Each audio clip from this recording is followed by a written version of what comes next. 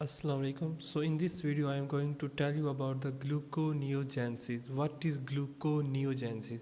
Look, it consists of two words. Gluco mean glucose, neogenesis mean new production. So gluconeogenesis mean the new production of glucose. Okay. So gluconeogenesis, if you have the knowledge about the glycolysis, you can easily know what is gluconeogenesis. It is just the opposite of glycolysis. Look, in the previous video we already had done this glycolysis in which the glucose is converted into pyruvate. Okay, we've done this. If you don't know about the glycolysis, just check my previous video. Okay, so in the glucose when converted into pyruvate, this is the process which is called glycolysis. Why we do glycolysis? I told you that we want energy from the glucose, so we just degrade this glucose to get the pyruvate. Okay, so when we have already high amount of energy, then we don't need to break this glucose to pyruvate. Okay, then what we will do, we just convert this pyruvate to glucose, so that when we don't have energy we can get this degradation of this glucose to get the energy. Okay, so this gluconeogenesis it is just opposite of the glycolysis. If you know glycolysis, then this will be very easy for you. Okay, this is a very short topic. Okay, so you just know gluconeogenesis is the production of new glucose. And what are the sources of new glucose production? These are pyruvate, glycerol which come from the fatty acids. Okay, which come from the fatty acid and from the lipids. And glucogenic amino acid can be converted into and glucose by the gluconeogenesis, lactate and propionate. Okay, these can be asked in the MCQ question. Okay, so now let's start our topic, which is the gluconeogenesis. Okay, so I told you that it is just the opposite of the glycolysis. So in the first step we should go from this to this. Okay, in opposite direction. So pyruvate should be converted into PIP. So in the first reaction we convert pyruvate into PIP, but this reaction is not the same as it is. Look, there should be an intermediate in this conversion. Okay, which is called the oxaloacetate, acetate. Okay, and you know oxaloacetate also present in the TC cycle. In the TC cycle video I told you about the oxaloacetate. Okay, when oxaloacetate combined with the acetyl CoA form state. Okay, so you can see the TC cycle video mine. Okay, which is also present. So this reaction in which normally the PIP is converted into pyruvate in the glycolysis, but this reaction pyruvate is not back converted to PIP directly. It first convert into oxaloacetate, then oxaloacetate convert into PIP. Okay, so we should know that there is one extra step in the gluconeogenesis as compared to glycolysis. Okay, and one more thing, the first reaction, which is the pyruvate to oxaloacetate conversion, this reaction is occur with the help of enzyme pyruvate carboxylase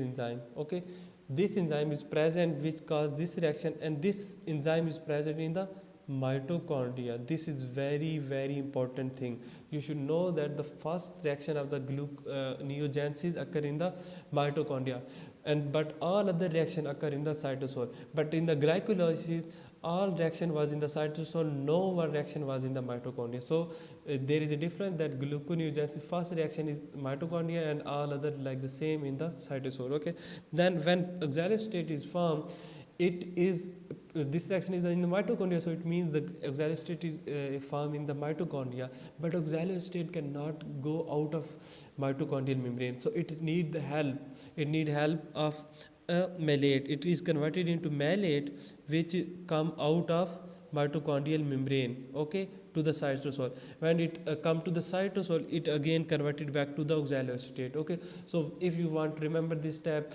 you can remember that oxaloacetate cannot directly go out to cytoplasm. It first converted into malate which cross the mitochondrial membrane, which is then when this malate come to the cytoplasm, then this is again converted back to oxaloacetate. Okay, so this reaction may if you don't want to remember, it's okay. Okay, you just need to remember the pyruvate is converted to oxaloacetate with the help of pyruvate carboxylase. Then when oxaloacetate come to the cytoplasm, it is converted into PIP. Okay, PIP, we know PIP is phosphoenol pyruvate, and their enzyme which we have enzyme, this enzyme is called PIP This was pyruvate carboxylase, but this is pip carboxy, not carboxylase. It is pips carboxy kinase. Okay, pip carboxy kinase. Okay.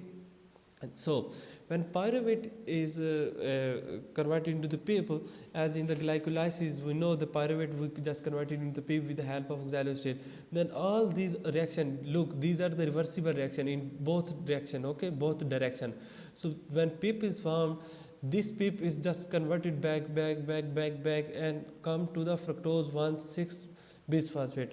This reaction, you can see this is one arrow, not two-sided arrow. It means this fructose 1,6 bisphosphate is irreversible to the fructose 6 phosphate. This is only one side direction. So this fructose 1,6 bisphosphate cannot be converted into fructose 6 phosphate like in the glycolysis, but it is only converted into fructose 6 phosphate when we have specific enzyme. Which enzyme? This enzyme is called fructose 1,6. Very easy. For the degradation of fructose 1,6 bisphosphate, we have enzyme which is called fructose 1,6 bis. Very good. Bisphosphatase. So bisphosphatase just cut this fructose 1,6 bisphosphate into fructose 6 phosphate. It means one position phosphate is release out. Okay, we have only 6 position phosphate, which is fructose 6 phosphate. Okay, then when fructose 6 phosphate is converted into glucose 6 phosphate, because this is a reversible reaction, so this reaction is easily occurred. But then we have another irreversible step, which is the first step of the glycolysis. So 1, 3 and 10 step are the irreversible which we done. Okay, so in the last reaction in which glucose 6 phosphate is converted to glucose, their enzyme is called glucose 6 phospha. Very good, phosphatase. So like this fructose 1,6 bisphosphatase cut this to the fructose 6 phosphate, like this glucose 6 phosphatase cut fructose 6 phosphate to glucose, and here again phosphate is released.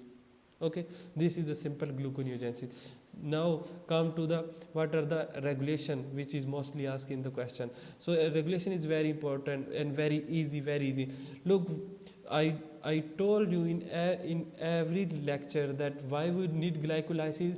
We need glycolysis to get ATP, so we degrade the glucose, and when we have ATP already, we don't need ATP because we already have ATP, so we don't need glycolysis. We just convert, we use this ATP, which we have a lot of ATP. We use this ATP to convert pyruvate into glucose, so that we can store this glucose. When we have deficiency of energy, we can degrade it back into pyruvate with the help of glycolysis. So when we have already ATP, this will happen, this will activate the gluconeogenesis. Okay, because we have already energy, and energy is used to cause backward conversion of pyruvate into a very good glucose. So first activator is acetyl CoA and ATP. Okay, and ATP. And why acetyl CoA? Because in the lecture of TCA cycle, I show you how acetyl CoA gives 12 ATP. So if we have acetyl CoA, it means we have 12 ATP. If we have 12 ATP, it means we have a lot amount of ATP, which is used in the conversion of pyruvate into glucose. Okay. So second thing, which is inhibitor? Look, AMP show us that we have very low energy. When we have very low energy, we want ATP. AMP show that we have low energy, we want ATP. So when we want ATP, we then do the glycolysis to get ATP, not gluconeogenesis. So AMP is activator of glycolysis and inhibitor of gluconeogenesis, because gluconeogenesis use ATP. So we want ATP. So AMP show that had low energy, and it will inhibit gluconeogenesis, and it will activate the glycolysis. So this is the whole regulation, which is again and again uses like the same thing which I am using, that when we have high energy, when we have low energy. So this I think you get this concept easily. Okay, so this reaction of gluconeogenesis is done here. Now I want to tell you something more. Look, glucose is converted into glucose 6 phosphate in the glycolysis. this glucose 6 phosphate can go further into the glycolysis process, or sometime this glucose 6 phosphate, I am showing you in this page.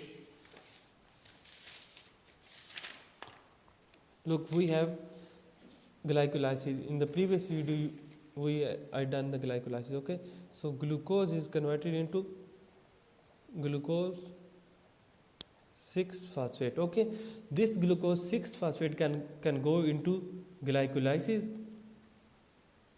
Okay, and this glucose can go into another pathway which is called HMP shunt. Okay, HMP shunt, and also called pentose phosphate pathway, PPP. Okay, so why this is important? You just need to remember one thing: this is the pathway which give us NADPH. Okay, this PH, this is not NADH, this is not NADH which normally give us 3 ATP. This is NADPH. Why this reaction HMP shunt or PP is very important? Because this is the only pathway this is the major only pathway which gives us NADPH. And why NADPH is so important? Because there is a reason. This NADPH normally do what? It reduce the glutathione. Glutathione is a substance, glutathione, which is normally is oxidized. Okay, normally is oxidized form. It means it does not has hydrogen. This NADPH gives this hydrogen in this reaction, and this glutathione become glutathione